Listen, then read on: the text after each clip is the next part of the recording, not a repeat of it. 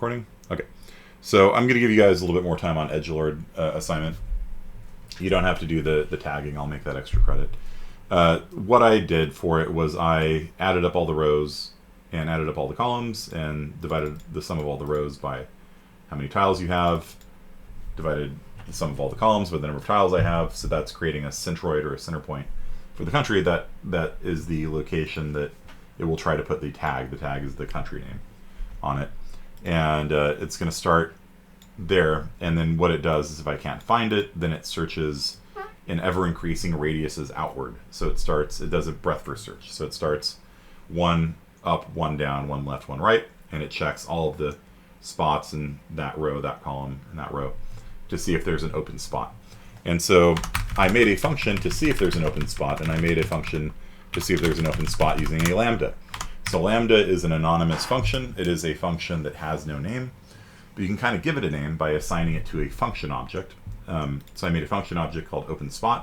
And Sibylle, if you've never seen this before, it's because I've never taught it before. I don't teach this usually in CSI 40 or 41 or 26 or 45. And I do, however, consider this class to be like, you get to learn more computer science. So, bought a book on computational geometry, been reading through it. Good. Let me know how it is in it, and send me the link on what it is. I would like to read it too. So what this does is this creates a function, and I can actually call this function as if it was a function.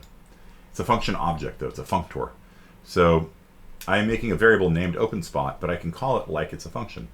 And what function does it call? Well, it calls this lambda here. So a lambda has a really weird syntax. The first time you see the syntax for a lambda, it looks really strange. A lambda syntax is basically open close square bracket, open close smooth parentheses, open close curly braces.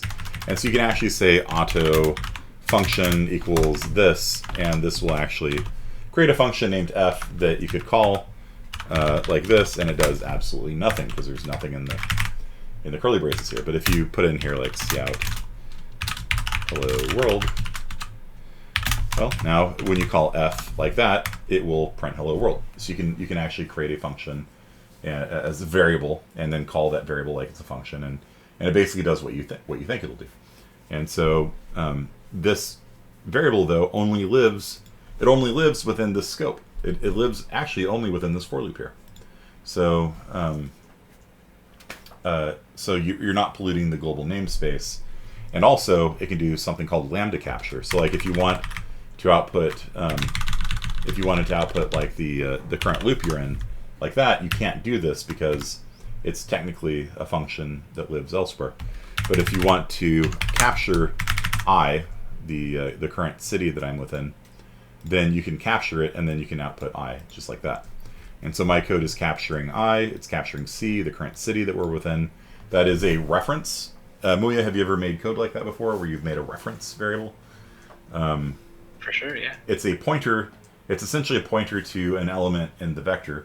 And pointers to elements and vectors you always have to be cautious with, because if the list grows or shrinks in size, it could reallocate and your pointer would become invalid. So you have to be very careful when you do things like this to not push back or pop back on the vector, or insert or erase, or do anything that would modify the order of the cities in the vector. But since I'm not, the city list is fixed, this code works fine. And so basically, when I first wrote this code, I would say over and over again, city list dot at I dot tag row equals city list dot at I dot tag call city list dot at. It's like I'm tired of writing this over and over again. So I created a reference to it, and then I could just say c dot tag row, c dot tag call, c dot size, and I capture C here. So I'm capturing the current city that we're within. And basically what this function here does is given, and you can pass in parameters to it also, right? Like if you can always pass in int times, and then you can write for, damn it, I don't want to use I again, for j equals 0, j is less than times, j plus plus.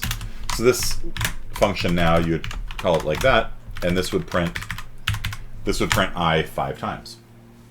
So you can pass parameters to a lambda, no problem. And lambdas can capture things from the enclosing scope, no problem. And it's just a really nice tool for things like this, where I just want a function that I'm going to call over and over again, but not have to copy and paste my code over and over again. And so Muya suggested that rather than copy and pasting this code here, that I should turn it into a Lambda, and I probably could do that. But there is a better way of avoiding the copying and pasting, which I'll show you in a second. So what else about the Lambda here? There's a semicolon here, right? Because it's actually assigning a function to a variable. So you need a semicolon at the end because you're doing an assignment operation. And so what OpenSpot does is it says, given this row and this column, it will see if the name could fit on it. So if you have like Indianapolis, that's a long name. So I want to know. Can you call Camila? Sure. Here. So if you are trying to find a spot where you can print Indianapolis, you have to make sure there's enough open spots on the map to do so. And so what this is going to do, it's starting at this row and this column. It's going to go the number of letters in the name Indianapolis, however many letters that is. It's going to go to the right. So it's going to add that number to the current column, and it's going to check to see if you own all of those spots. And so if you own all of those spots, then yay, you can put the name there. If you don't own any of those spots, then it will immediately return false. And so what it's doing is basically given a row and a column, it checks like 11 spaces to the right, however long the name is, 11, let's say, and sees if you own all of them. If you own all of them, good, there's a spot for the tag there, and it will return true. And so I start off by saying, is the spot in the middle open? If it is, cool, we're done. And nice. And then if it's not, then we check one row up, one row down, one row left, one column right, and we will increase that radius until we hit the edge of the map, basically.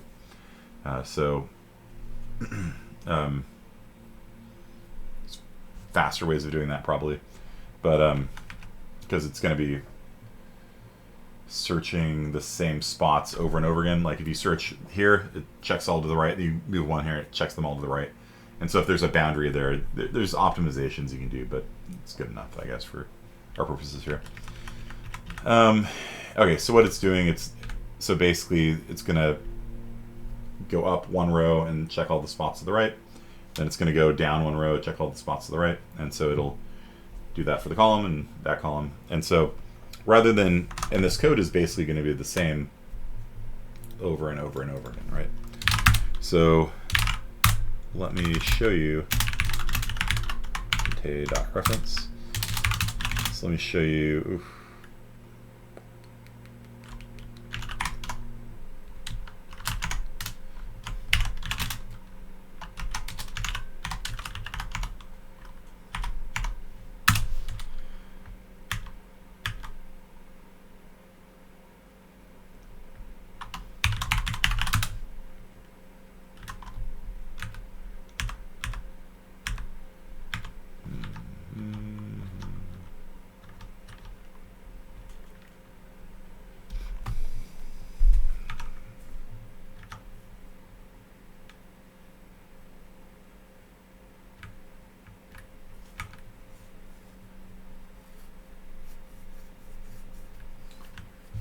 Find it.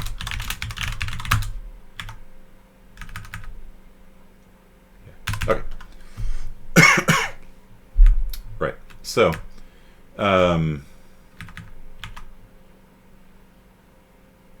where's moves for?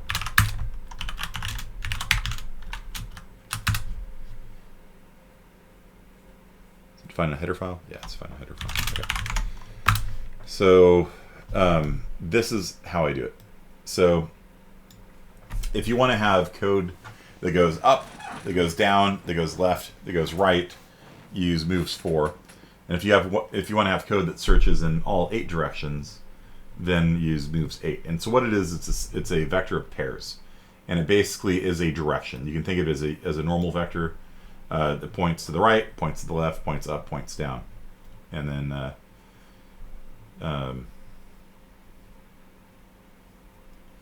then this one points in all 8 directions. Actually, this is right, up, right, bottom right, because you do that so you don't have to search backwards. So this one is it's like if you're trying to see if there's a win on the board, and you're sweeping over every spot, you don't have to check backwards because you've already checked them. So for this one, it's for one spot, you want to see if there's 5 in a row.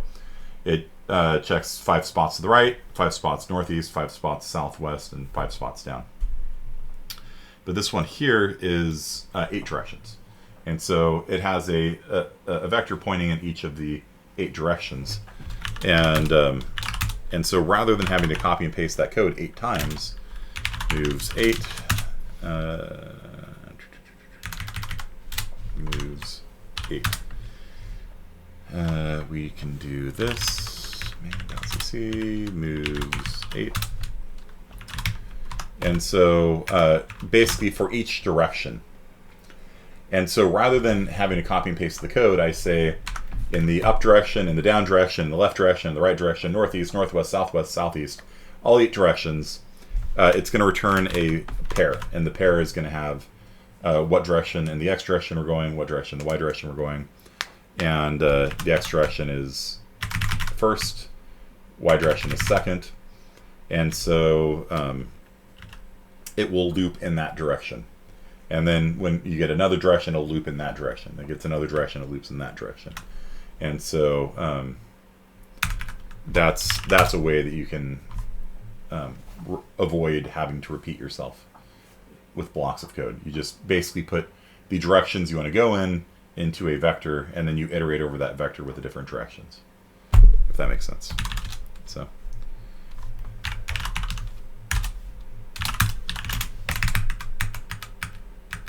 One simple trick, Dr. State. Right, so this code here, right? So moves 8, it's going to first iterate northwards, then it's going to iterate southwards, then it's going to iterate eastwards. And so the first time, let's say it's northwards, it'll return 0 for x and 1 for y, right? So it's a vector pointing up. And so it's going to search 5 squares in that direction. So p dot first will be 0, so it'll just stay at x for each one, but p dot second, because it's 1, the first time through the iteration, x is going to be x every time, but the first time through the iteration, y is going to be north 1 square. Next time through the iteration, y is going to be north 2 squares. Next time through the iteration, like that. So it's going to check all of those spots, and then it's going to check eastwards. And so in that case, p dot first is 1, p dot second is 0. So as it loops 5 times, it's going to check 5 spots to the right. And then the next time, they might be both 1. Then it's going to check diagonally this way. Then it's going to be 1, negative 1. It'll check this way. And so it checks all 5 spots out from us in all 8 directions to see if there is a 5 in a row or a win or something like that. So, yeah. So basically, that keeps you from having to repeat yourself 8 times for all 8 directions. Okay, so what are we going to talk about today? So Collins, did you get my message? Prado, did you do Edgelord? Prado, you here? Prado's typing. Okay. Yeah, so Collins just contact me and we'll come up with some alternative thing. Is the code is today's code going to be in the public folder? Sure. Copy main.cc to public q521.cc chp.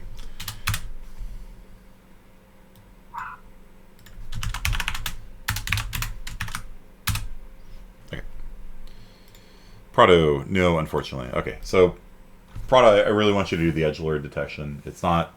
You don't have to do all that crazy stuff with finding a spot for the tag, but cd into edgelord.reference. The basic code to find an edge is actually pretty easy. So display world, what's it called? Display something, print world maybe. Print world. There we go. So I wrote this thing here. You don't have to do tags. That's fine. Don't worry about finding the right spot for the tags. But basically, all you're going to do is modify my existing code. I gave you working code for the Veroni assignment. And all you really need to do is check if you are on an edge. And so what I do is I check north, south, east, west. And if there's somebody to the east or west of me, then that means I'm on a horizontal edge. If there's somebody north or south of me, I'm on a vertical edge. And then if you're on both a horizontal and a vertical edge, it prints a plus. If you're on a horizontal edge, it does a vertical divider. If you're on a vertical edge, it does a horizontal divider. And that's basically it. That's all you need to do. Down here, when it's actually printing the thing out, if you're not on an edge, it just prints nothing. It's black, right? And then, but if you are on an edge, then it will print a color and the line. So that's how it kind of hollows out the thing. So basically, if you're not on an edge, it just prints. It's actually not black. It's actually a little bit off black because I kind of like the look of it. It looks a little more professional than just boring black. It's got a little bit of a color in it. And so basically, if it's on an edge, it prints the color. And if it's, it'll do a little boundary thing like that. And yeah, so that's really all you have to do for the homework assignment. Okay. So try to get that going. Veroni relaxation, sure, why not? Okay. And then to do the mouse support, click. Nice heart-shaped Vegas here. Click. Vegas is now here. Interesting. Click.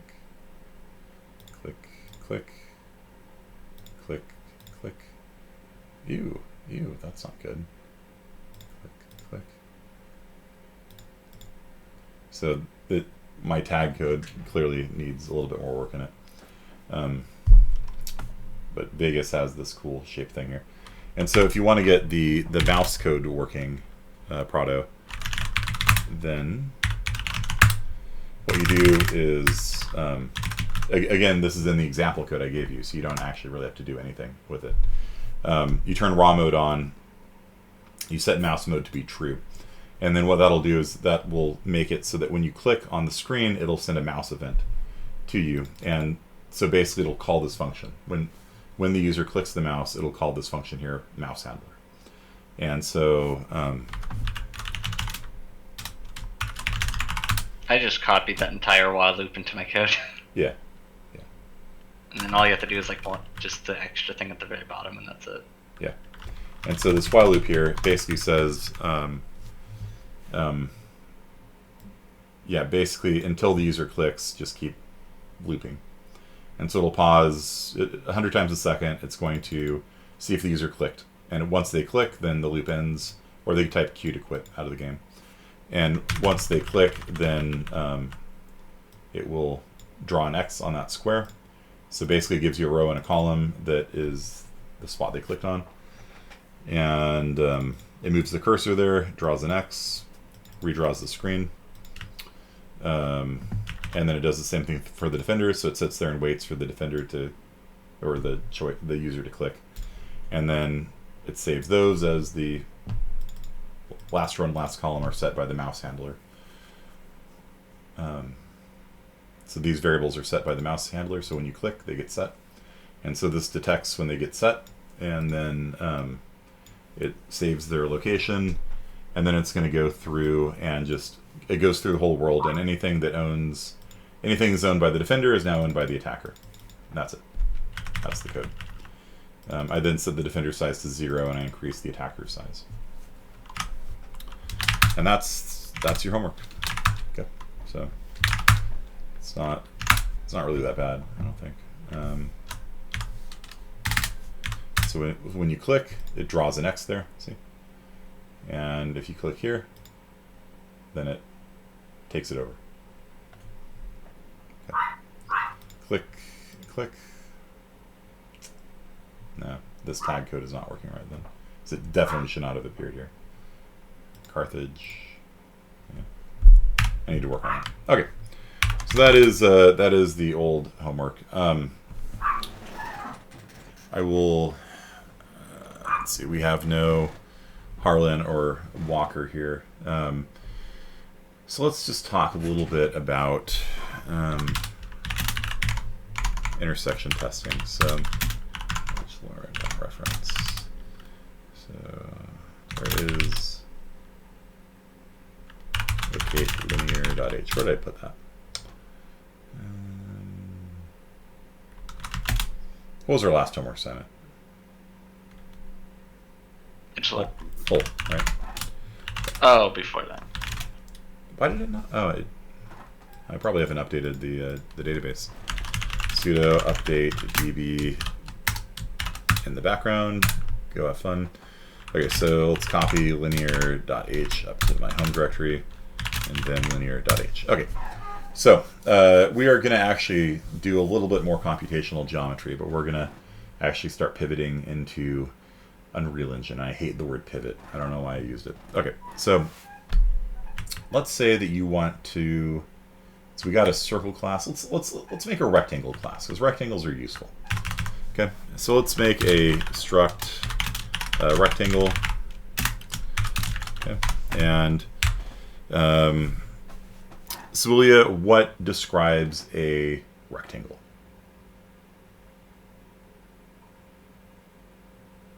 How would you describe a rectangle? There's a bunch of different ways you can do it. Right? A long square. I mean in code. Like what variables we're making a rectangle class. What variables should go into what number of variables should we have here?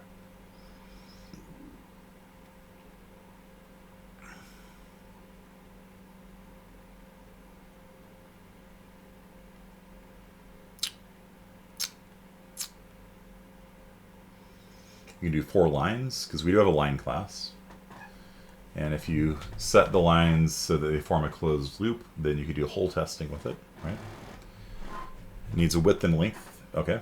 So if we have int width and length, is that enough to describe a rectangle where it is in the world?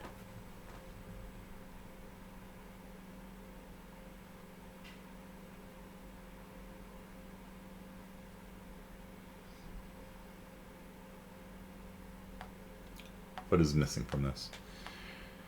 We also need their the bottom left corner in that case, right? So the bottom left corner, the x and y location, and then we can have a width and a length. Isn't width and length the same thing? Width and height, right? And so we would need also like an int x, y, right? So you typically need 4 things to describe a rectangle. You know, one of the corners and then how wide and how tall it is from there. That's one way of doing it. Or you can have 4 different lines, and or you can have just 2 points. Or you can have 2 points, right? Either, and a point is two variables, right? 2 ints anyway. Yeah. So either way, it's going to be 4 things. And so if you wanted to do 2 points, you can say point min and point max. That seems like a fairly easy way of going about it. Then you can have the smallest, the bottom left corner and the top right corner, essentially. I'm sort of agnostic as to which one because you can make it work no matter what. So yeah, we can do this. That's fine. Point min max. Okay. So let us do some friends here. Let's add some friends, and these friends will take a rectangle.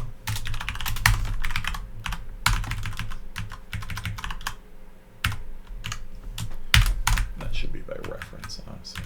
Okay.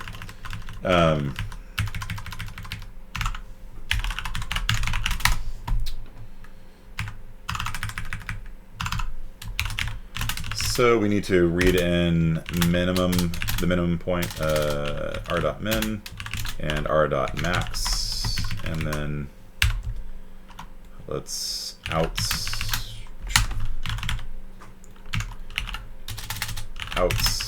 r.min to r.max, like that. So we've got a function now that'll read a rectangle in and it'll print a rectangle out. Let's just test this to make sure it works. Okay, so vim main.cc.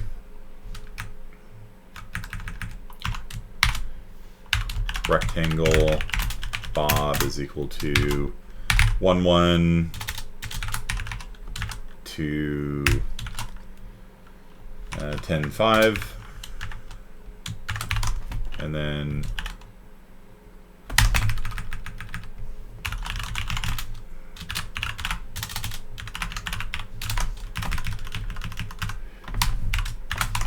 we can have rectangle Sally is equal to read.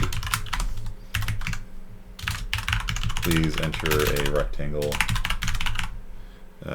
forents min then max or something like that. Okay. All right. So and then let's just see out Bob followed by Sally.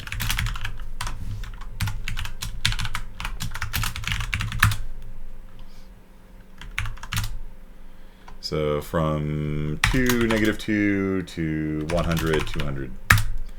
Okay, so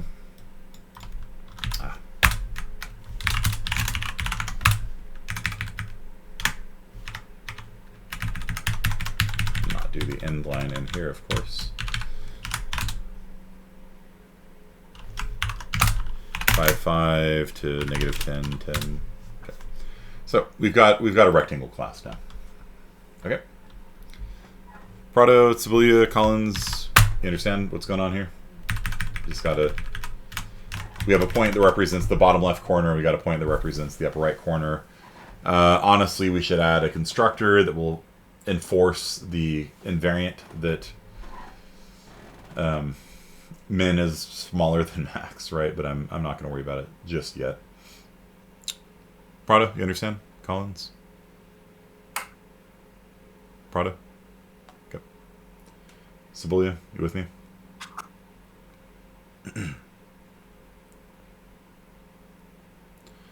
Collins, you took 40, right? So this is kinda okay.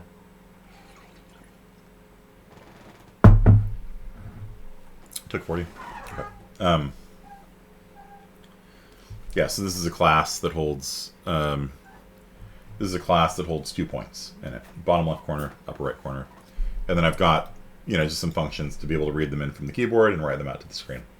So what kinds of things do we want to do with a rectangle? Well, the most important thing, first of all, is to see if a point is inside of it, right? So let's do bool within, and it'll take another point named P. Set that cross reference as always. So, Collins, how do we know if a point is within a rectangle? What's the way to do that? Let me fire up one note.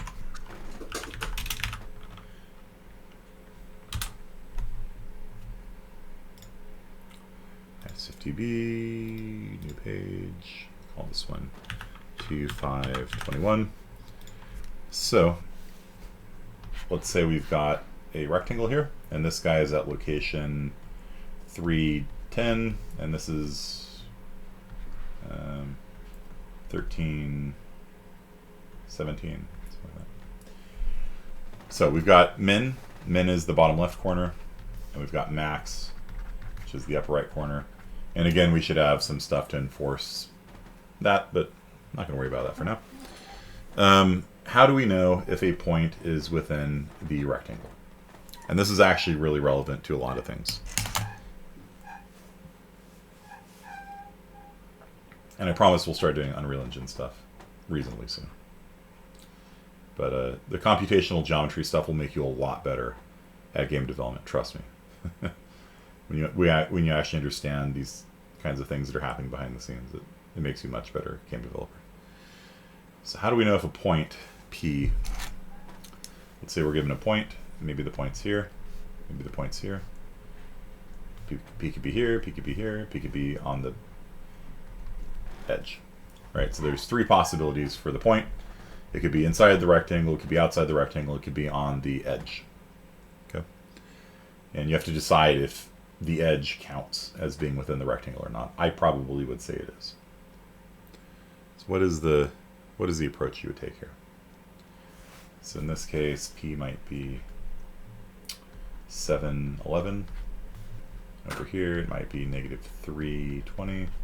And over here, it might be, what's that, 1310. If x and y of the point is between the x and y of the min and max. Yeah. Yep. Pretty easy. Pretty easy. So let's do the code for that over here. So if p dot x is greater than or equal to, right? Because we want it to include the boundary, right? If p dot x is greater than or equal to our min x, and p dot x is less than or equal to our max x, and p dot y is greater than or equal to our minimum y, and p dot y is less than or equal to our maximum y, well, return true. Otherwise, return false. And if we want to be really ultra elite hacker dude with this, we can just return that. Okay. So this is a function that it computes a Boolean expression. If p's x is between the min and the max x, and if its y is between the min and the max y, then it returns true. If it's not, it returns false. So yeah, that's pretty easy. It's an easy test to make, right? It's faster than doing cross products. Like if you had a hole, you could do a hole test where you cross product it over and over again. But when things are aligned to an axis like this, it actually simplifies the math immensely. So rather than having to do all these multiplies and subtractions and things like that, you can just do a flat comparison. Greater than or equal to, and less than or equal to, greater than or equal to, less than or equal to. It's pretty easy. Okay. So let's just verify that this works. Let's go into main.cc.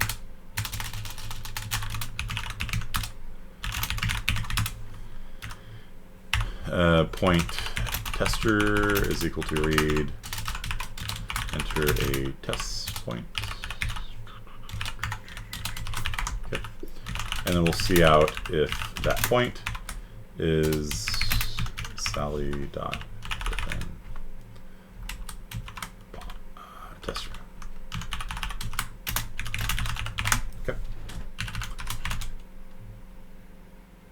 So Sally goes from 0, 0 to 10, 10. Let's see if 5, 5 is in. Yes. Okay. 0, 0 to 10, 10. Let's see if 10, 10 is in. Yes. Okay. 0, 0 to 10, 10. Let's see if 20, 20 is in. No. Okay. And so in order to properly test your code, you would test every boundary, every direction on the rectangle, inside the rectangle, outside the rectangle. I'm not going to do that because I want to move on with my life, but you would want to test it. Okay. So you guys all with me on this? Sibilia, Prado, Collins, Muya, Rosenberg. You guys with me? Yep. I'm good. All right. So this is a pretty simple way of seeing if something's within a rectangle. I had to do that for the Farkle, like to see if someone clicked on a specific dice. Mm-hmm. So, chair keeps squeaking. Squeak, squeak. It sounds like a swing at an old swing on a playground. Okay, so now here's a more interesting question, which is, given a point P and a direction vector, we'll call the direction vector V,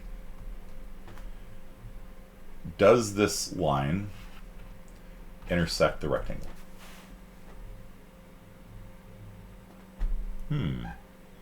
How do we do this? How do we do this?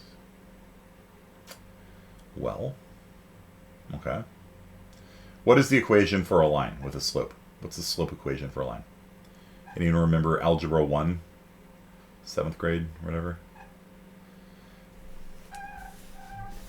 Right? So y is equal to mx plus b. Very good. So let's say, let's just make it a positive slope. So let's put point over here and have a slope this way. And so what is the slope? So we've got a direction vector here. So what is m? What is m? What is the slope? We have a direction vector. So we've got a vector that has a direction.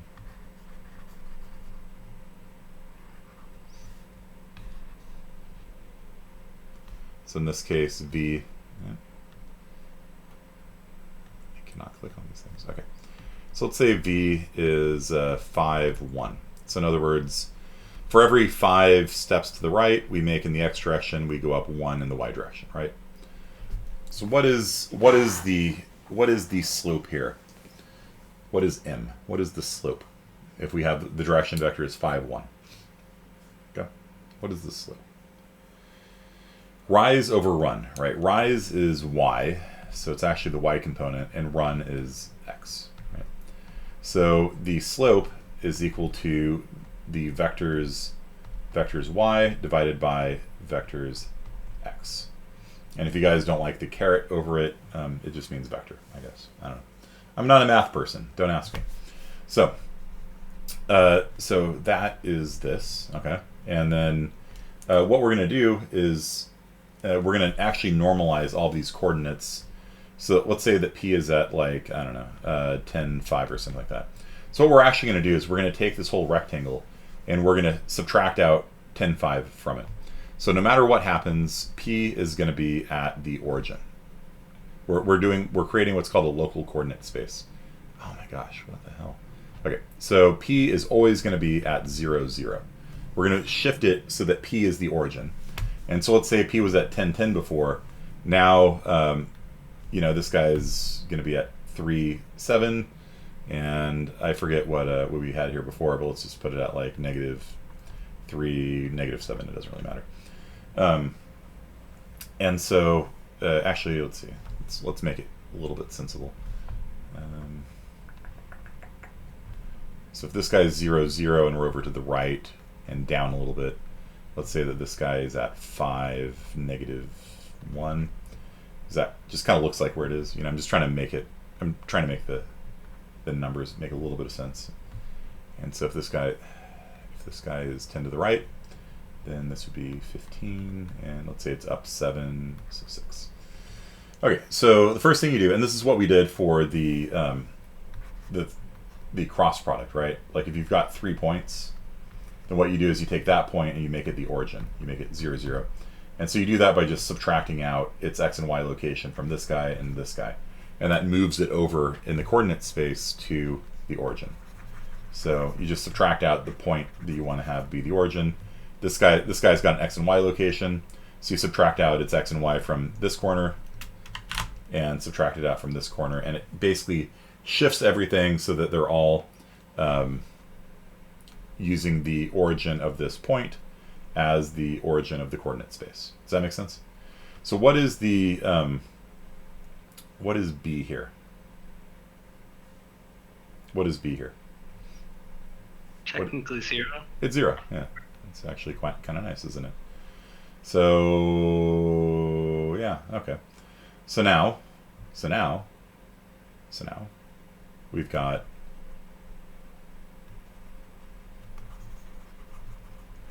this equation here. Y is equal to the vectors run y over the vectors x times x. Okay. So now we need to see if it intersects this rectangle. Okay. And so you can think of these things as like just an infinite vertical line, right?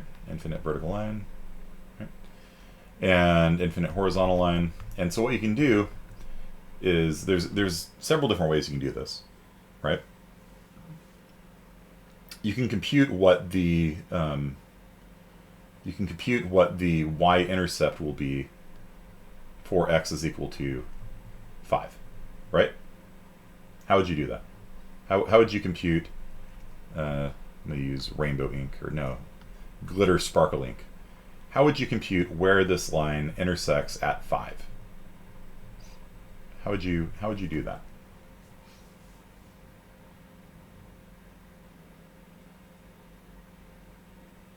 plug in 5 for x. Yep. So plug in 5 for x, and so x is 5, and our slope is 1/5, and so 1/5 times 5 equals 1. And so this is going to intersect at x is 5, y is 1. And then you know what max y is, and you know what min y is, right?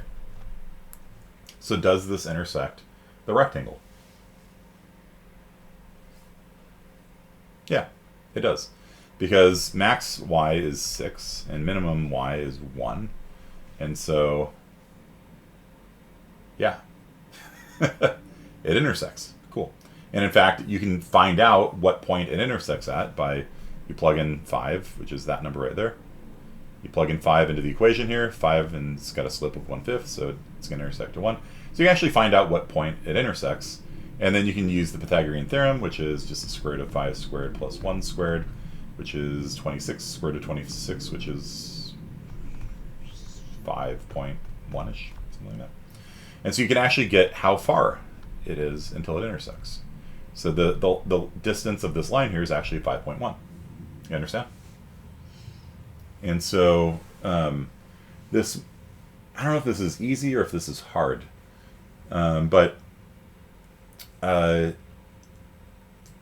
now one thing you might object to is that, like, it might not hit this line. You know what I mean? It might not hit this line, right? So it could hit, let's draw another point. Like, what if we have the same slope, but it's going this way, right?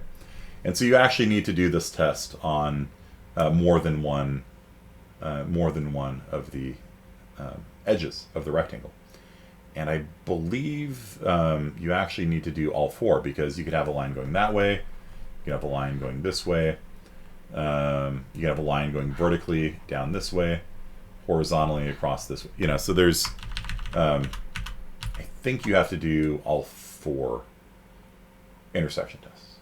Okay, and so basically what you do is you plug in min.x and solve and see if the y that you get is between min y and max y, and then you plug in the min y here and solve the other way, just algebra, and then you see if the x you get. So basically, you want to see the x-intercept, right? You're computing the x-intercept for this line here, and you're going to compute a y. X-intercept, and so you're going to set y equal to -1, and so you're going to get an x value that's going to be like negative, I don't know, like -20 or something like that. And so since -20 is outside of the range 5 to 15, you know that it doesn't intersect in this direction, right? And then you'll do the same thing with a x-intercept here, and you'll find out it hits here, and then you'll do the same thing here, and you'll find out it hits outside of the range. And so basically there's just 4 different tests you do, where it's just algebra 1. It's just rise. You know, you have the rise over run, which you get from just the vector, right? You have a direction vector that it's looking in, and you just plug in x min and see where the y hits. If the y hits between min and max, you're good. And then you do an x intersection test, and you plug in y. Y in this case is 6, and in that case, let's see, 6 is equal to 1/5 of x, and so you multiply both sides.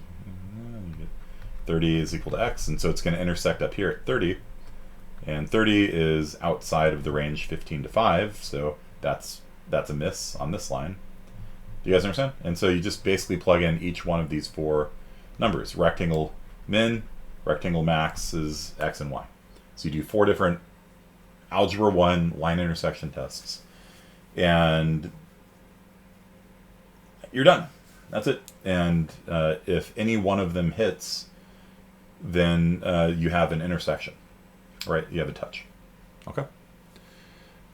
Did this explode your minds, or is it too simple? It's hard to tell sometimes. Like, it's actually one of the weirdest things about math, which is that math looks really, really complicated, and you're not really sure, like, how do you see if a line hits a rectangle, right? Like, it doesn't even seem obvious at first, and then you once you understand it, you're like, oh, that's really trivial, right? Like, if you want to see, Like if you want to see if it hits,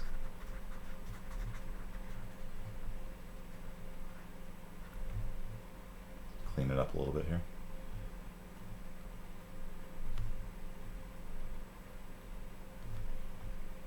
Like if you want to see if it hits this line right here, this line right here corresponds to x being equal to 6, right? And so what you do is you have this equation here, y is equal to mx plus b, and we don't even use b because we normalize everything to 0, 0. And so you just say like, all right, when x is 6, all right, so y is equal to x, y, sorry, y? Yeah, sorry, that's y, right? Yeah, sorry. So you say y there, 1/5 x, and you just do the algebra, 30 is equal to x, and so that's the point that that intersects y, sorry, that's this line here. Okay, whatever. You just basically substitute in these four numbers into y is equal to 1/5 x, and that gives you the location where it touches on that line. And for the spot where it touches on that line is between your min and your max. Your min and your max are known. They're just these numbers here. That's min x, min y, max x, max y. Then you hit. So math 6, dude. This is algebra 1, dude. It's algebra 1. And if you want to know how far away it is where it hits, then you do the Pythagorean theorem. And sometimes you'll get 2 hits, right? And so usually you want to know where the first one is. Sometimes you want to know the second one, because sometimes you're going to have a trace line that will, like let's say you have a railgun and the railgun is going to go through an object, then you need to know where the thing comes out, right? And then you can carry on the trace line from there if need be. Or if you want to have a particle effect, like if you want to have, in the world, you want to have a little puff of dust where the railgun hits the wall and some shrapnel come out here, then you need to know which point's closer, right? And then you can have shrapnel come out of the wall on the other side, which would be pretty cool. And you can do that if you understand what's going on. The idea of moving vectors around might be confusing. What do you mean by moving vectors? Like just setting them to the origin of 0? Yeah, okay, that's probably worth talking about. So let's say you've got a line segment like this, point 1, point 2, R2, point 1, point 2, and you've got point 3, and you want to know if point 3 is to the, and it is in this direction, right? And you want to know if point 3 is to the right or if it's to the left of this line segment, right? Do you guys remember how to do this? Sibilia, you remember how to do this? If you want to figure out if P3 is to the right or to the left of P2.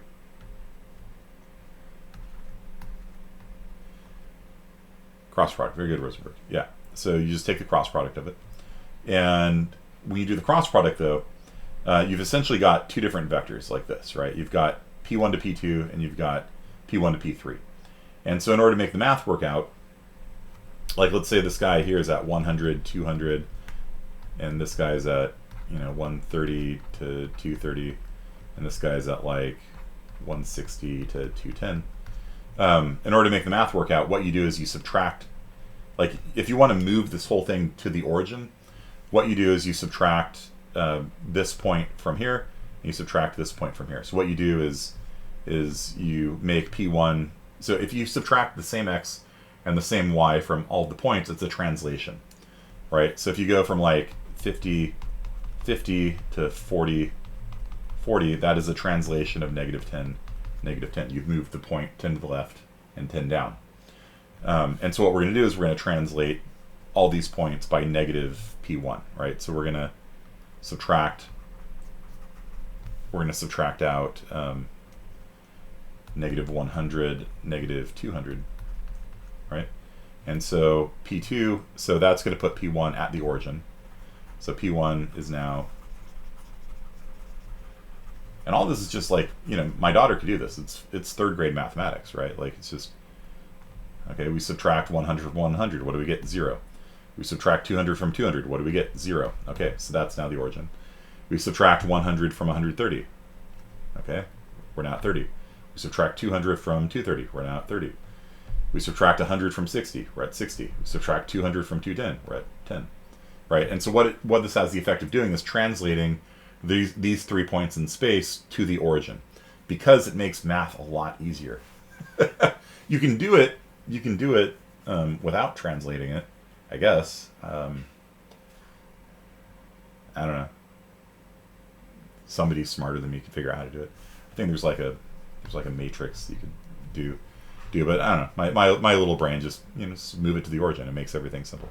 And then basically you just take the cross product of this number and this number, right? So this is x1. You don't have to translate it if you basically you just get the p1 to p3 vector by subtracting p3 from p3 and p1, so p3 minus p1, and you would just cross that with that's what we p1. did.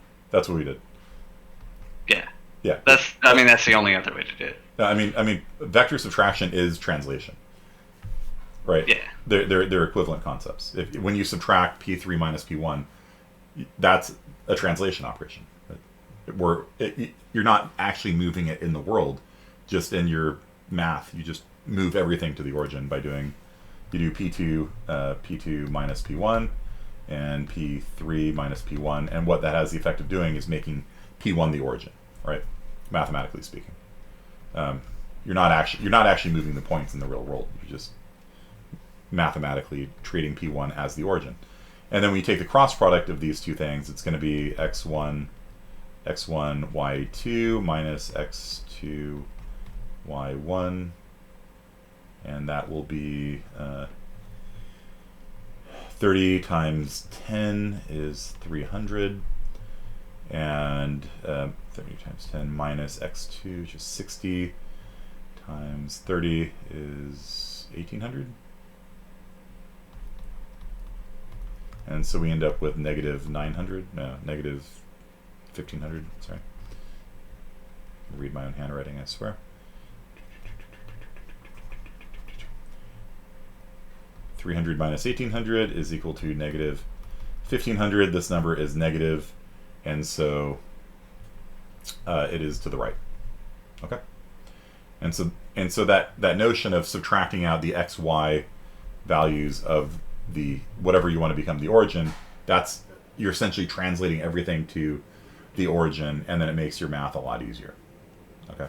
I think you can still do it without translating it, but I don't know why you do that. I don't know.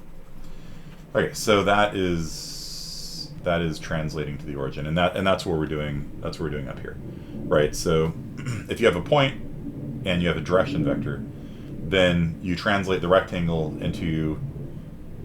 You basically make the point that you're starting from 0, 0. You translate the rectangle over into that local coordinate space. It's what it's called. You have a global coordinate space, and you're translating into a local coordinate space. A local coordinate space means relative to an object. So for me, if you guys remember this from IS50A, for me, my local coordinate space goes from my origin, and then I have a forward vector looking this way, and I have a right vector looking this way, and an up vector looking this way. And so this coffee here would be 1, let's say, meter in front of me in my local coordinate space.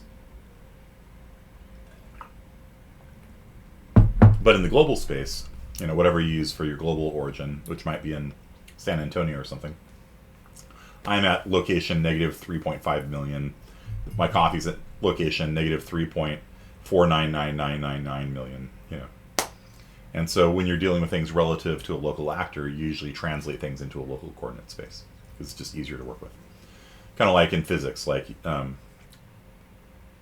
you usually don't use the sun, right, as the frame of reference, except for orbital mechanics, right? If you're figuring out how fast a train's going, you don't figure out how fast the train's going relative to the sun, right? Because it's going to be going millions of miles an hour, right? And so you have a stop sign that's going millions of miles an hour, and you've got a car approaching it at millions of miles an hour minus 30, because the coordinate space has the direction of the car going being negative arbitrarily. And then you're sitting there with all these giant numbers trying to figure out when the car is going to approach the stop sign. We usually don't do that. We usually make it relative to the stop sign. The stop sign is 0, 0. Its velocity is 0, 0. The stop sign's not moving. And so you just solve the problem in terms of when the car is going to hit the stop sign based on a frame of reference of the stop sign. Does that make sense? We don't even use the center of the Earth usually, right? Because the Earth's spinning, and so you've got, rotational forces, and the stop sign is flying backwards this way, and you're flying on an arc towards it, and you have all these hyperbolic equations and things like that to see if the car is going to hit the stop sign or not. And it's just like, no. The stop sign is the origin. The car is at 10, 0. It's moving backwards at -1, 0. So in 10 seconds, it will hit the stop sign. Right? So depending on how you set up your problems, the math can be ungodly complicated and hard to solve, or it can be easy. This is easier than mx plus b because there's no b, because we translated everything to 0, 0. Right? So need to make P1 the source for P3. Did I not have that? No, I said that earlier when you were asking. Yeah, P1. Yeah, P1 to P2, P1 to P3. What you do is you translate it all, so P1's the origin, and then it's just a simple multiply and subtract. Yeah, the thing that confused me was like, oh, you don't translate it. It's because translating the vector is the same thing as, or translating the points is the same thing as making a vector. Because to make a vector, you also subtract 2 points. That's true. That is true. Yeah. And so technically what you're doing is you're making a displacement vector. So you're actually asking when you subtract. I should not use my mouse and the tablet at the same time. That won't work. But yeah, you know what I mean. But like, this is the displacement from P1 to P2, and you figure it out by subtracting it. And this is the displacement from P1 to P3, and so it's P3 minus P1. And then you see if the displacement, you take the cross product of the displacement vectors to see if P3 is to the right of P2.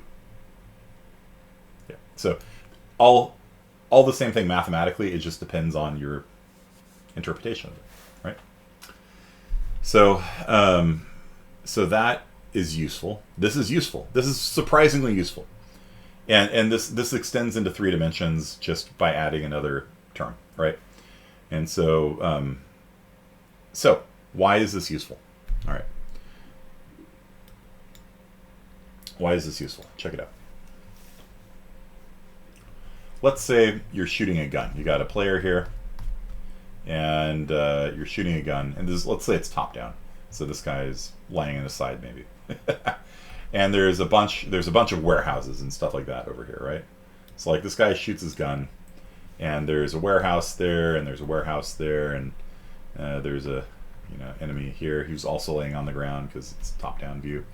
There's a warehouse here. So you want to shoot your gun, and you want to know what you hit, right? So you know where the person is. The person's origin is here, and you know what direction they're looking. That's the look vector. So what does it hit? Is it going to hit this person?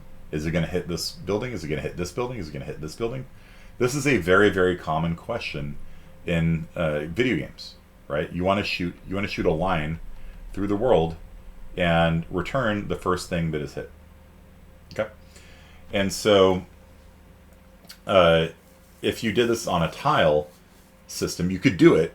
And in fact, like if we were going to have the Veroni kingdoms shoot at each other, you could actually go one tile at a time and color them red to show where the laser beam is going and things like that. You can do that, and there's not that many tiles, so it's not really that big a deal. But in a situation like this this could be like a kilometer away, right? And so depending on your grid size and things like that, it could be enormously time intensive to sit there and go 1 centimeter at a time, seeing if there's anything, point contents, point contents, point contents, point contents, over and over again, trying to see if the spot's taken or not. And you might be doing a point contents with every rectangle in the world. And so that would be an order objects in the world times the grid, number of grids you have to go through. And so if you have 1 million objects in the world and there's 1 billion grid points in the kilometer between you and them, because it's a centimeter, and so there's 100 centimeters in a meter, and if it's a kilometer, then it's 1,000 meters. So yeah, so it's 100,000. What is it? Kilometer. 100. It's 1,000 meters. Each meter is 100 centimeters. It's 100,000. So it'd be 100,000 times 1 million. So it'd be 100,000 times 1 million is 100 billion. 100 billion operations to see who you hit. You click the button once and the game freezes for 10 seconds. No. So there's got to be a better way. You know what I mean? There's got to be a better way of being able to take a line and throw it through the world and see what it hits. And so the most naive way of doing it is this. Well, technically this. You just go a centimeter at a time and do point contents on every point in the world to see what it's within. There's another naive way, and that's just you can take your line and, you know, do that line intersection test we just learned there. Like, does it hit here? You know, does it hit here? Does it hit here? You know, and so that would be object order objects, right? So every time you do a trace line, you have to go through every object in the world and see if you are intersecting it. It's an easy test. It's mx plus b with b equal to 0, so it's 4 very simple algebraic operations. But you still have to do it for every object in the world. For every object in the world, you have to see, does this line intersect me or not? And so if there's a million objects in the world, you have to go through all 1,000,000 of them. And then if the line intersects multiple of them, you have to see which one's closer, right? And so you're, you know, you don't want to do 1,000,000 things in a video game, because you're going to be firing bullets like pretty quickly, like 30 times a second you could be firing a bullet, right? You don't want to have to check every object in the world. So how do we make this faster? And this is something that bugged me for years, because I wrote a video game engine from scratch and I used the grid method, right? What I had was a grid, fairly large grids too. Like, so this thing was not centimeter grids, they were 10-meter grids. And so basically every grid would contain a linked list of every object within it. So if you had like a 10-meter grid like this, and if these two objects, this guy's partially within it, this guy's within it, then this grid would have a linked list of every object within it, and then this grid node would have every object within it. And then when you want to do an intersection or collision test, it would go one 10-meter grid at a time and go through all the objects in that grid, which was not terribly fast. It was also not terribly bad either, because the world that I made was fairly distributed. Like, there was a wide open terrain. There were not a lot of things, even in a 10-meter grid. At most, there might be 3 things in it. And so stepping 10 meters at a time and doing a collision test on 3 objects, it wasn't that bad. But that was just because my video game was just very spatially distributed. So we need a better data structure than that. We need a better data structure than a grid. And we want to do more than just trying a line test with everything. And so there's different ways you can do this, and they're all different, but all of them have the benefit of being fast, right? Okay, so let me write down some of them for you. So there is something called a binary search tree, or binary space partition.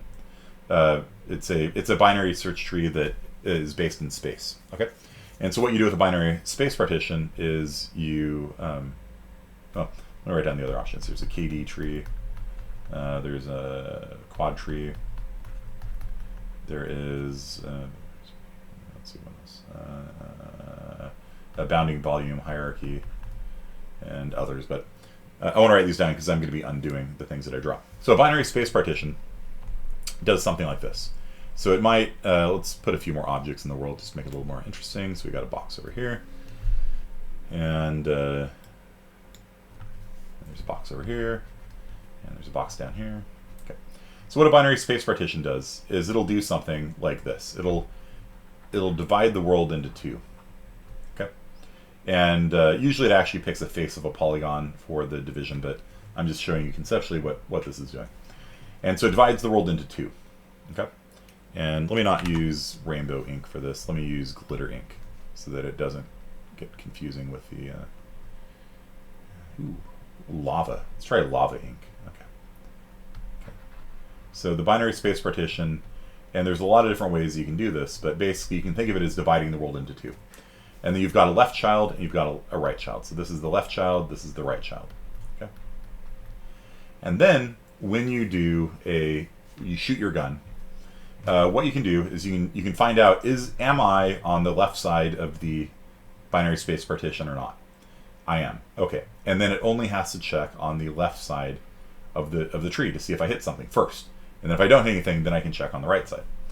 And then this is done recursively. So the left side will be split into two. And there's going to be a right side here, and there's going to be a left side here. And then this area will be split into two. Maybe, I don't know, like maybe split into two this way. Each time I'm kind of dividing the objects into two, because my goal might be to have one box at the bottom level. Every leaf in the binary search tree has one box in it, right? And so that's a pretty lame looking line. Let's see if I can do better than that. And so if these lines are aligned, to the axes, they're basically what's called a KD tree, and it doesn't have to be this. So this is a binary space partition, and it doesn't extend across the boundary. So this line actually will end here, and then you've got a left side here, and you've got a right side here, and then this side has one box in it, so we're done with that. And then on the right hand side, and all these partitionings can be done in advance. When you compile your map, when you build the visibility tree and stuff like that, you can do all of this prior to the game running. And so I can, we got three objects here, so let's split the right side into this. And so we got a left side here, and we got a right side here. And then this side here, we might split this way. And then we got a left side here, and a right side here. So each one of these regions has exactly one box in it. Okay? Does that make sense to you guys? And so a KD tree, all these things would just be aligned to the X and the Y axes. Again, because it can make your life easier. Do you talk to her? Ada? Okay. So a lot of times the math is easier, but when you can do angles like this, you can get better splits sometimes. So, do you guys kind of understand conceptually how this tree works? You divide the world in half, and then you continue to divide the subworlds into half over and over again until you've got one object, in this case, per leaf. And it doesn't have to be one. You might divide down until there's 10 objects in a leaf, or 4, or whatever. Just whatever. These are all parameters you tweak. So Muya understands. Prado, do you understand? It's just a line, like so the binary space partition is going to look like this, right? So it just creates, and this node here corresponds to that line that divides the world into left and right halves. And then the left half over here is going to contain these three guys. Let's give them some names, maybe. Click, come on. You can let me click. Okay. What the hell? All right. It won't let me select that ink. Okay, well, that's A, that's B, that's C, that's D, that's E, and that's F. So, Ada, Camila's calling. One second, guys. Ada!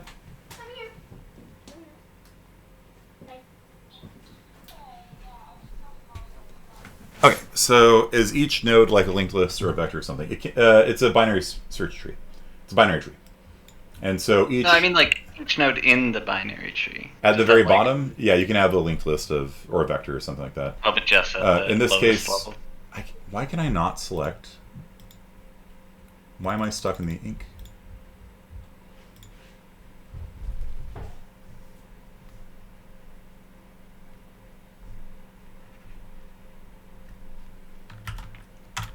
Yeah, so each thing is going to refer to a line, and then when you get to a leaf node, it could be a pointer to a single rectangle, or it could be a complex solid geometry, like a hole, which is how it's done in Quake. It's a hole at the very bottom, and that hole might have, water. It'll have a contents, like is it air, is it water, is it solid, that kind of stuff. There we go. Okay, so this line here is going to divide. We're going to have A, B, and C is going to be in the left tree, and D, E, and F is going to be in the right tree. And then this plane here is this guy, so this guy is that plane. And he divides into the right subtree has A in it. And I'll just write A in there. And the left subtree has another line, this line here. And so of that one, the right subtree has C in it. And the left subtree has B in it. And it'll look the same for the right half. So basically, each of the intermediate nodes is a line, a plane, a hyperplane they call it. And so it's just a line. It's just a line. In 2D, it's a line. In 3D, it's a plane. And so basically, and then when you get to the bottom, it just has a little pointer or a vector or whatever, however you want to hold it, or a hole or something like that holds the actual data there. And so when our person here is shooting his glitter gun this way, he starts off here, let's say. And so you iterate down the binary search tree. So from the root, we're to the left, and then from this line here, we're to the right, and we're now in a leaf node. So we are in zone A. And so when we shoot, we first check to see if we're intersecting A, because it is possible to hit A before we hit anything else. Do you guys understand? Like, it's not possible to hit any of these things at all, really, before we hit A. And so, because we're in the A region. And then as we trace our line out this way, then we find out, okay, the next place to check is over here. And so then we check and we iterate down the tree, and now we're in region E. And so we can see if we hit the rectangle in region E, we do not. And so we then proceed into the next spot, which is region D. Did we hit D? We did not. Oh, but there is another person in there. So region D actually has two things in it. It's got the rectangle and it's got the person we're shooting. And scroll over to the right. And so this leaf node here will have probably both the building and the person in it. And so when our trace line hits here, we check just everything in it. We can do an intersection test here, intersection test here. That misses, this hits. Okay? And if it hits multiple things, then you see which one's closest. Okay? And so by doing this, we don't actually have to check a collision against every object in the world.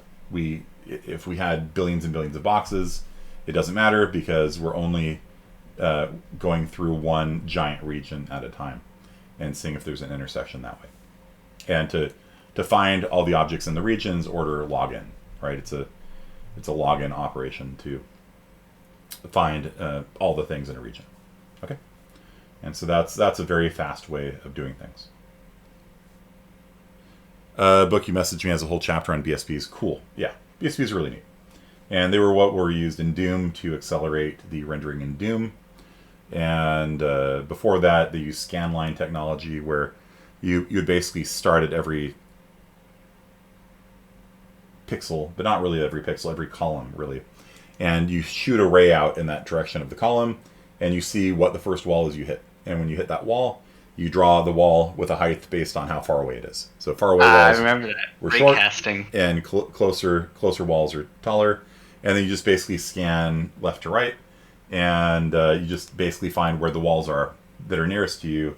Because if you have a big grid pattern, you can just walk down the grid pretty quickly in that direction, find the nearest wall, and then the walls are always centered on the screen, and so the closer walls are bigger, the farther the walls are smaller, and so you just draw a single color if you need to, and then that'll make a 3D room, and you can actually probably do that in Putty, honestly, fairly easily. But they replaced that scanline technology with actually they used something called Painter's algorithm, where they would paint back to front, I believe. I don't know, but basically what they ended up replacing it with was BSP, where they would basically when they're rendering it, they would figure out, okay, this guy is covering up pixels, columns 30 to 50 on the screen, and so it wouldn't bother trying to draw those anymore, because if there's an object you hit here, that will be before anybody in the other nodes, right? And so then this guy is going to take up pixel columns 0 to 20, but there's a little gap in between here, and so it'll send out rays like this and be like, we can see this guy, and he's going to cover pixels 15 to 20, and then maybe back up here there's another object. And so it allows you to draw, it finds you the first person in that direction, And then they have a data structure that just remembers which columns we haven't found an object there yet. And that's how Doom's rendering worked, like that. So there's a lot of lava on the screen. Yeah, let me just kind of do some of that.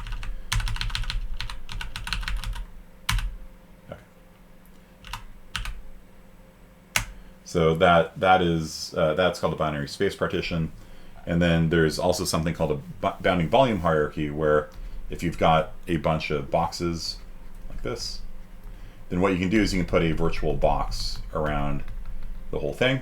And so if you have a whole complex of things like this, you can just put one bounding box around the whole thing, and then when your user shoots the gun, let's go back to rainbow ink.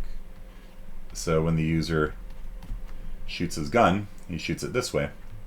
You can do a collision test with this virtual object here, and you're like, it missed. And if it missed, you don't have to check any of these people on the inside. All these people got missed. Do you guys understand? And so you can create what's called a bounding volume hierarchy, where you've got maybe one complex of objects like that, and then you've got another complex of objects over here, and you wrap a rectangle around that. And then these things might be grouped together into a larger virtual box like this. And so you can create a whole tree structure of these bounding volumes. And so when you shoot your gun, you might be like, okay, that hit the big bounding volume. And now you check this one and this one. You're like, that one missed, that one missed. Okay, we're done. And we don't have to go through all million boxes in the world. It missed all of them. Okay, so it misses. Does that make sense to you guys? And again, it's just this rectangle and line intersection, which is pretty easy to do. And so you just have a bunch of rectangles in the world, and you can shoot a gun and see which rectangle you hit pretty quickly. And there's some art and science to building these bounding volume hierarchies so that they make sense. You want to find clustered regions of them and that kind of stuff. There's all sorts of interesting algorithms, but just kind of conceptually, kind of like a BSP but relative to the objects in the world. Yeah, it's just you have a box, and a box can have 2 kids, and those are also boxes, right? And or it could have 5 kids. It doesn't really matter. And so when you shoot a ray through here, you see if it hits. If it hits, then you check all 5 kids. If it doesn't hit, then it misses, and you're done. And then let's say that ray hits this one. Well, this guy's got 5 different boxes as well, and you check all 5 of those, and it hit this guy, and so it's a hierarchical system. And so this is very useful when you have things that are tightly clustered together. Like, let's say a person, right? A person is actually a head and a torso and arms and legs. And so what you can do is you can wrap a BVH, a high-level BVH, a rectangle around your whole body. And then if you shoot the gun, you can very quickly see if the gun hits that at all. If it misses, you're done. But if it hits, then you check the inner rectangles. You check the rectangle for the head, check the rectangle for the torso, the rectangle for the arm, wherever that is, or if you want to be really detailed, you can have 2 arms, and then you just do the intersection test with all the different parts of the human body, because it came close. It came within spitting distance of me, right? But there's areas here, like in Quake, this will actually hit. If you actually shoot me here, next to my head, between my head and my shoulder, Quake actually uses a rectangle, a single bounding box. And so if you shoot here, you will headshot me. And so if you want to have a more precise way of doing collision and shooting a person, because it's really upsetting to get killed here, right? Because it's dead air. But if you hold down like the laser sight and you mouse it over somebody's shoulder, it'll actually float in the air right here because it's actually considered to be part of their body. So with a BVH, when that line test hits, then it will do a line test with the head, with the torso, the arms and the legs, and it could still miss. The shot could go right past my shoulder here, right? And then if you really want to get detailed, okay, let's say it hits the head. Well, all right, did it hit the nose? Did it hit the ears? Because you can have a separate rectangle for your ears. You can have a separate rectangle for your nose. So you can have a very precise shot that just clips somebody's nose off.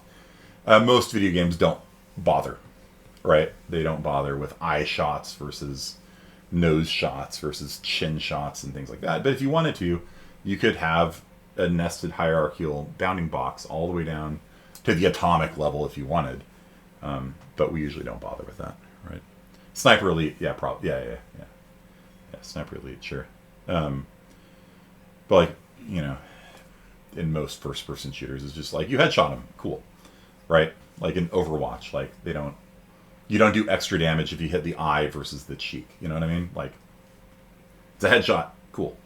Headshot, body shot, that's it. In my game, there's also leg shots. So if you hit somebody in the leg with a sniper rifle, it slows them down. Headshot does double damage. Leg shots do half damage, but it slows them down. Or you can chest shot them.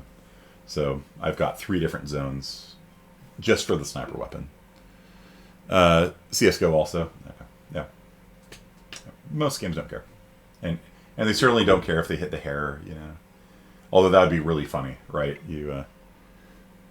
Prado's already left. But like in Street Fighter, if you Hadouken somebody and it goes through Guile's hair, it would just not hit him, you know? How weird would that be? Sorry, it's just hair. It doesn't hurt. You punch me in my hair. I don't know. There's no nerves in there. I don't take any damage. Yep. So, yeah. And so BVH is just a really nice way of... Because you can do a line test with it very quickly. And, yeah. And you can... building it can be, there's art and science to it, but it allows you to just very quickly test lines to see, did you hit cover? Did you hit the person? If you hit the person, did you hit the head?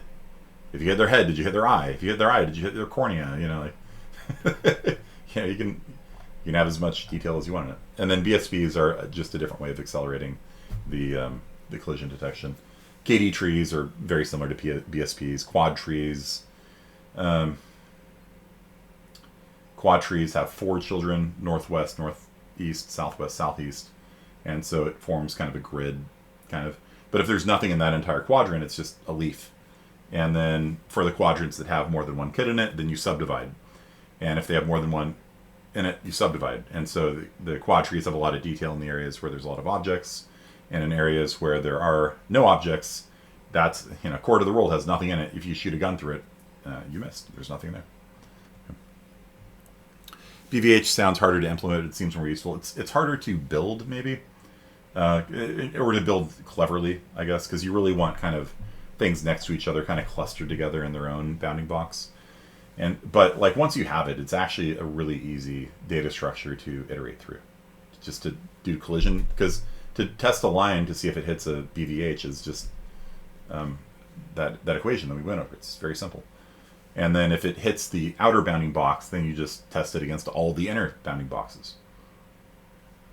And repeat. That's it. So it'll eliminate 99% of the tests you have to make in the world. If you build them correctly. If you put everything into one bounding volume, then you're going to end up testing all of them. But BVHs are useful when you have a lot of detail in small, tightly clustered areas. Right? BSPs oftentimes are used in landscaping, or not landscapes, so like buildings and things like that. The corridors are very nice for BSPs as well. And then quadtrees and grids aren't really used as often, I don't think.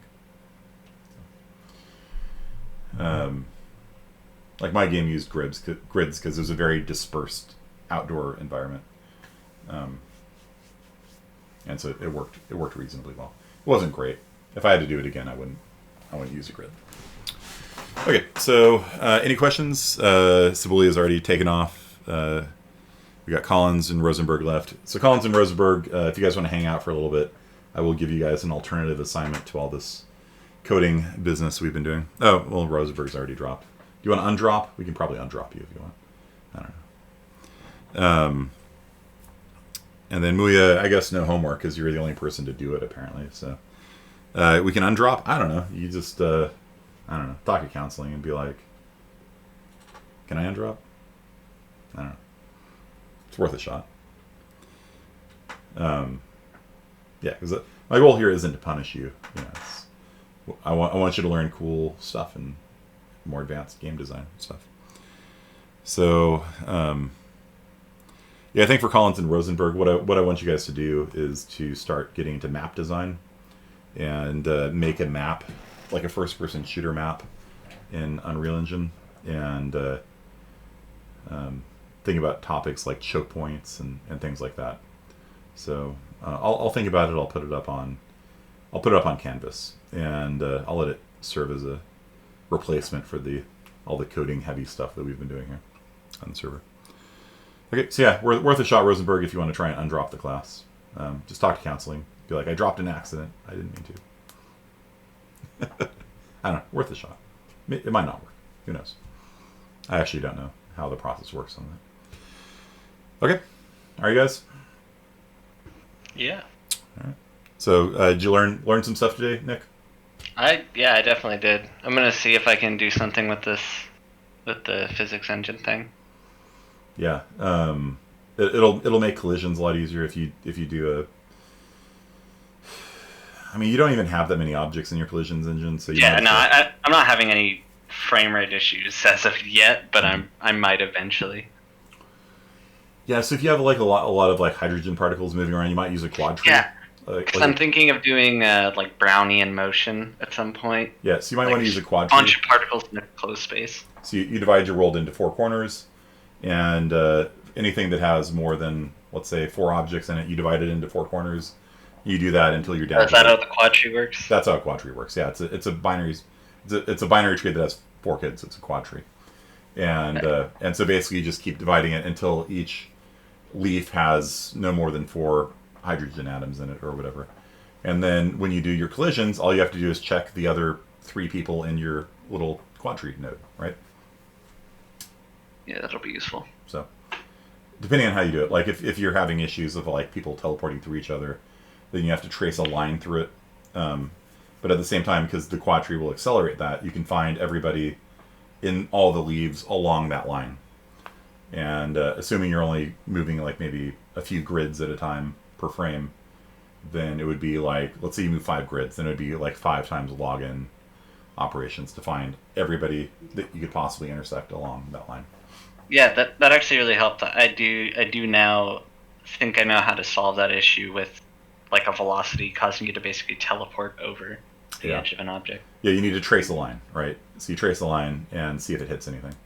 Yeah, I was also just thinking like if the distance between the edge of the back edge of that other object is less than what the velocity is going to be from the right side of the other object, then that means it's going to teleport over the edge. So you need to think about that.